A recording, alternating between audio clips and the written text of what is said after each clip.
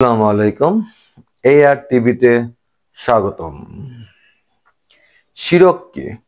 শিরক সম্পন্ন সামান্য কিছু কোরআন আলোকে আমরা ধারণা নেব। যেমনটা আমরা বলে থাকি, তুই পরীক্ষায় ফেল করবি, তুই কখনো পাস করতে পারবি না, তোর জীবনটা অন্ধকার, তুই কখনো কোনো কিছু করতে পারবি না।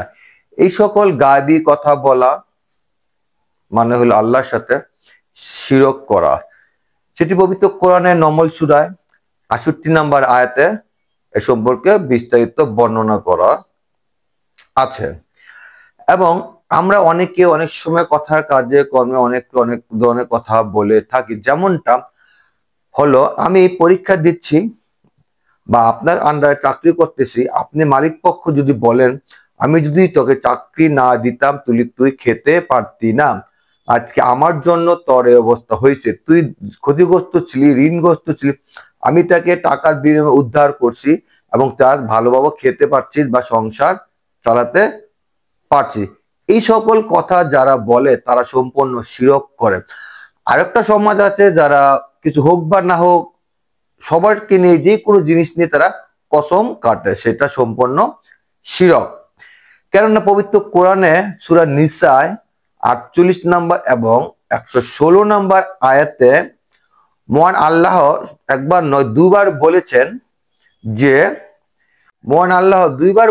যে আমি সকল ধরনের ক্ষমা করে থাকি, সকল ধরনের গুনার জন্য ক্ষমা করে থাকি, কিন্তু যারা শিরক করে আমি তাদের গুনাহ মাফ করি না। হ্যাঁ, তবে আল্লাহ যখন যাকে খুশি তাকে মাফ করতে পারেন।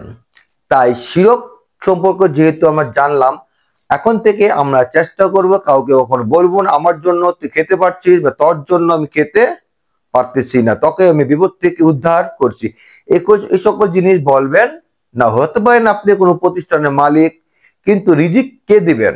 মহান আল্লাহ তাআলা স্বয়ং রিজিক দাতা। আপনি যতই যা বলেন না কেন, আপনি ইচ্ছা করলে কাউকে রিজিক দিতে পারবেন না বা কাউকে একবেলা খাওয়াতে পারবেন না যদি মহান আল্লাহ তাআলা তার রিজিকটা ওইখানে না রাখে। তাই কাউকে কখনো খাবার বা অন্য কিছু নিয়ে কিছু কথা বলবেন না, কারণ রিজিক একমাত্র আল্লাহ তাআলার। হ্যাঁ, আরেকটা কথা হলো, কসম যদি কাটতে হয় একমাত্র আপনারা আল্লাহকে নিয়ে কসম কাটতে পারবে, অন্য কোনো কিছু নিয়ে কসম কাটতে পারবেন না।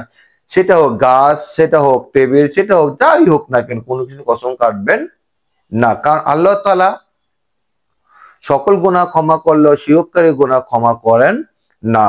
তবে আল্লাহ যাকে খুশি তাকে ক্ষমা করতে পারেন। আল্লাহ হাফেজ, ভালো থাকুন, AR টিভির পাশেই থাকুন।